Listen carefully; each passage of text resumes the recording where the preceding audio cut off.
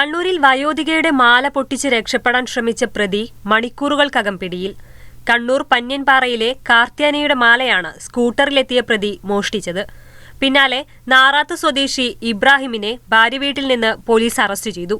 മോഷ്ടിച്ചത് മുക്കുവണ്ടമാണെന്ന് police പറഞ്ഞു.